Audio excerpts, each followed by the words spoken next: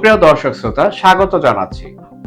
যুদ্ধক্ষেত্রে একটা নিয়ম রয়েছে, তুমি যত শক্তিশালী হও না কেন, একটা ভুলই সবকিছু বদলে দিতে পারে। আর আমেরিকা সেই ভুলটাই করে ফেলেছে। কারণ এই মুহূর্তে যে প্রযুক্তি নিয়ে বিশ্বজুড়ে আলোচনা, তা কোনো সাধারণ অস্ত্র নয়।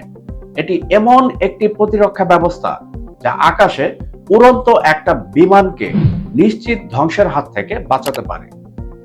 বছরের পর বছর গবেষণা করে তৈরি করা এই গোপন প্রযুক্তি শুধু আমেরিকার সামরিক শক্তির প্রতীকী ছিল না, বরং তাদের আকাশ নিরাপত্তার মূল স্তম্ভও ছিল। কিন্তু সাম্প্রতিক এক ঘটনার পর প্রশ্ন উঠেছে, এই প্রযুক্তি কি এখন আর শুধু আমেরিকার হাতে রয়েছে, নাকি বদলে যাচ্ছে পুরো শক্তির ভারসাম্য?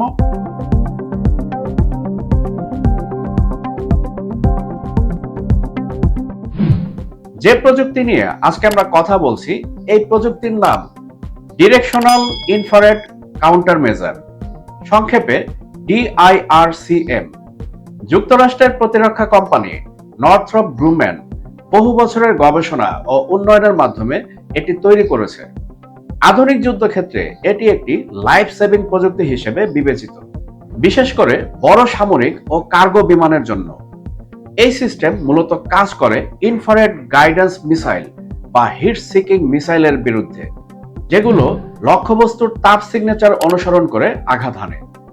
সহজভাবে বললে, যে মিসাইলগুলো বিমানের ইঞ্জিনের তাপ অনুসরণ করে টার্গেটে পৌঁছে যায়, DIRCM সেই মিসাইলের চোখ বা সিকারকে বিভ্রান্ত করে দেয়। ফলে মিসাইল তার দিক হারিয়ে ফেলে এবং লক্ষ্যবস্তু থেকে দূরে সরে যায়, যা আকাশে বিমানের বেঁচে থাকার সম্ভাবনা বহুগুণ বাড়িয়ে দেয়। একটি বড় সামরিক বা কার্গো বিমানের চারপাশে থাকে একাধিক উন্নত সেন্সর, যেগুলো সার্বক্ষণিকভাবে আকাশের পরিবেশ পর্যবেক্ষণ করে। এই সেন্সরগুলো মূলত ইনফ্রারেড সিগনেচার স্ক্যান করে, অর্থাৎ আশেপাশে কোনো তাপ নির্ভর হুমকি আছে কিনা তা শনাক্ত করে। যখন কোনো মিসাইল লঞ্চ হয়, তখন কয়েক মিলি সেকেন্ডের মধ্যেই এই সেন্সরগুলো সেটিকে শনাক্ত করে ফেলে এবং সিস্টেমকে সতর্ক সংকেত পাঠায়। এখান থেকে শুরু হয় আসল প্রতিরোধ ব্যবস্থা।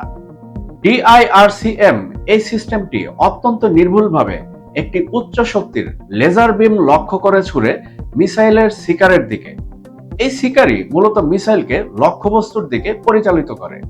ফলাফল, লেজারের প্রভাবে মিসাইলের সেন্সর বিভ্রান্ত হয়ে যায়, টার্গেট সঠিকভাবে লক করতে পারে না এবং শেষ পর্যন্ত তার দিক হারিয়ে ফেলে। অর্থাৎ নিশ্চিত আঘাত হানার পূর্বেই মিসাইল কার্যত অন্ধ হয়ে যায় এবং লক্ষ্যভ্রষ্ট হয়। এখন কথা হচ্ছে, কেন এটি এত গুরুত্বপূর্ণ? বিশেষ করে ম্যান প্যাডস অর্থাৎ কাঁধে বহনযোগ্য এয়ার ডিফেন্স মিসাইল আধুনিক যুদ্ধক্ষেত্রের সবচেয়ে বিপজ্জনক হুমকিগুলোর একটি। এগুলো ছোট, সহজে লুকানো যায় এবং হঠাৎ আঘাত হানতে সক্ষম। তাই নিম্ন উচ্চতায় উড়ন্ত বিমান, হেলিকপ্টার বা কার্গো প্লেনের জন্য এগুলো মারাত্মক ঝুঁকি তৈরি করে। এই কারণেই DIRCM প্রযুক্তি এত গুরুত্বপূর্ণ। এটি এই ধরনের হিট সিকিং মিসাইলের বিরুদ্ধে সবচেয়ে কার্যকর প্রতিরক্ষা ব্যবস্থাগুলোর একটি হিসেবে বিবেচিত। বর্তমানে শত শত মার্কিন সামরিক বিমান, কার্গো প্লেন এবং হেলিকপ্টার, যেমন ব্ল্যাক হক এবং অ্যাপাচির মতো এই সমস্ত উন্নত প্রযুক্তির হেলিকপ্টার বা আকাশযান এই প্রযুক্তির উপরই নির্ভরশীল। সহজভাবে বললে, এই সিস্টেম ছাড়া অনেক গুরুত্বপূর্ণ মিশনই ঝুঁকিপূর্ণ হয়ে পড়তে পারে। কিন্তু বর্তমানে সবচেয়ে বড় আশঙ্কা এই প্রযুক্তি ফাঁস হয়ে যাওয়া। ধরা যাক, এই প্রযুক্তি যদি প্রতিপক্ষের হাতে চলে যায়, তাহলে কি হবে? তারা এই সিস্টেমের দুর্বলতা খুঁজে বের করবে, নতুন ধরনের মিসাইল তৈরি করবে এবং DIRCM কে অকার্যকর করে দিতে পারে। এটাই বর্তমানে যুক্তরাষ্ট্রের সবচেয়ে বড় ভয়। সাম্প্রতিক সময়ে ইরানের ইস্পাহান অঞ্চলে ঘটে যাওয়া একটি ঘটনাকে ঘিরে বিশ্বজুড়ে তীব্র আলোচনা শুরু হয়েছে। ইরানের রাষ্ট্রীয় সংবাদ মাধ্যম প্রেস টিভি একটি প্রতিবেদনে প্রকাশ করে দাবি করেছে, একটি মার্কিন সামরিক অপারেশনের সময় ব্যবহৃত উন্নত DIRCM সিস্টেম প্রায় অক্ষত অবস্থায় তাদের হাতে এসেছে। এই দাবিটি সামনে আসার পর থেকেই আন্তর্জাতিক নিরাপত্তা বিশ্লেষকদের মধ্যে ব্যাপক আগ্রহ ও উদ্বেগ তৈরি হয়েছে। তবে এখানে একটি গুরুত্বপূর্ণ দিক বিবেচনা করা জরুরি। এই ঘটনার পূর্ণাঙ্গ ও স্বাধীন যাচাই এখনো সীমিত। পশ্চিমা সূত্রগুলো এই বিষয়টি নিয়ে এখনো সতর্ক অবস্থানে রয়েছে। তারপরও বাস্তবতা হলো ইরানের পক্ষ থেকে প্রকাশিত তথ্য ও ভিজুয়াল প্রমাণ এই ঘটনাকে সম্পূর্ণভাবে উড়িয়ে দেওয়াও কঠিন করে তুলেছে। ফলে এটি এখন শুধু একটি দাবি নয়, বরং সম্ভাব্য বড় কৌশলগত পরিবর্তনের ইঙ্গিত হিসেবেও দেখা হচ্ছে। যদি সত্যি এই প্রযুক্তি ইরান পেয়ে থাকে, তাহলে তারা রিভার্স ইঞ্জিনিয়ারিং করবে এবং এই প্রযুক্তিটি শেয়ার করবে চায়না এবং রাশিয়ার সাথেও। ফলাফল, ভবিষ্যতের যুদ্ধক্ষেত্রে আমেরিকার এই সুপারিয়রিটি চ্যালেঞ্জের মুখে পড়বে। তাদের বিলিয়ন ডলারের সামরিক বিনিয়োগ ঝুঁকির মধ্যে পড়বে। আর এখানেই শেষ নয়, মধ্যপ্রাচ্যে এখন দ্রুত বদলে যাচ্ছে শক্তি সমীকরণ। ইউনাইটেড আরব আমিরাটস বা ইউএই ধীরে ধীরে চীনের দিকে কৌশলগতভাবে ঝুঁকে পড়ছে। সৌদি আরবিয়া আঞ্চলিক নিরাপত্তা জোরদার করতে নতুন জোট ও সামরিক প্রস্তুতি নিচ্ছে। পাকিস্তান ইতিমধ্যে সক্রিয় সামরিক ভূমিকা নিয়ে তার উপস্থিতি জানান দিচ্ছে। এর পাশাপাশি টার্কি নিজস্ব ড্রোন প্রযুক্তি ও প্রতিরক্ষা উদ্ভাবনের মাধ্যমে নতুন শক্তি হিসেবে উঠে এসেছে। সব মিলিয়ে মধ্যপ্রাচ্যে এখন এক নতুন শক্তির প্রতিযোগিতার কেন্দ্রবিন্দুতে পরিণত হয়েছে, যেখানে শুধুমাত্র ইউনাইটেড স্টেটস বা ইসরায়েল একচ্ছত্র আধিপত্য আর ধরে রাখতে পারছে না। বিশেষজ্ঞদের মতে বৈশ্বিক সামরিক ভারসাম্যে এখন একটি ধীরে ধীরে কিন্তু স্থায়ী পরিবর্তন ঘটছে। চায়না এর উন্নত প্রযুক্তি, বিশেষ করে ড্রোন সিস্টেম, ইলেকট্রনিক ওয়ারফেয়ার এবং আধুনিক এয়ার ডিফেন্স প্রযুক্তি মধ্যপ্রাচ্যে একাধিক সংঘর্ষে কার্যকর প্রমাণিত হয়েছে।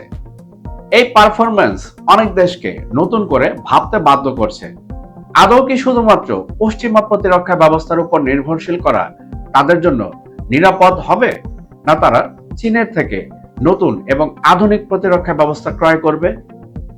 ফলে কৌশলগত প্রশ্ন আরো গভীর হচ্ছে। যুক্তরাষ্ট্র কেন্দ্রিক নিরাপত্তা কাঠামোর বাইরে গিয়ে কি চীনের সঙ্গে একটি বিকল্প সামরিক ও প্রযুক্তিগত জোট গড়ে তোলা সম্ভব?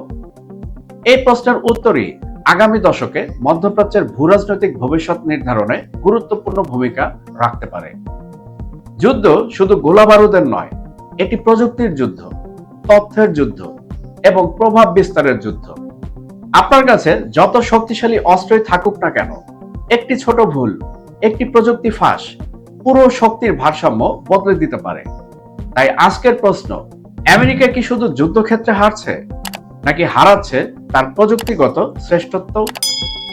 বিশ্ব রাজনীতির এই জটিল খেলায় কারা জিতবে, কারা হারবে তা সময় বলে দিবে। তবে একটা কথা নিশ্চিত, খেলা এখনো শেষ হয়নি।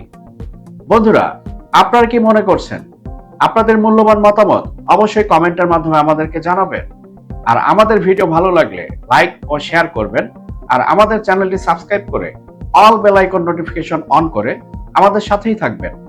দেখা হবে পরবর্তী ভিডিওতে। ততক্ষণ পর্যন্ত সবাই ভালো থাকবেন, সুস্থ থাকবেন।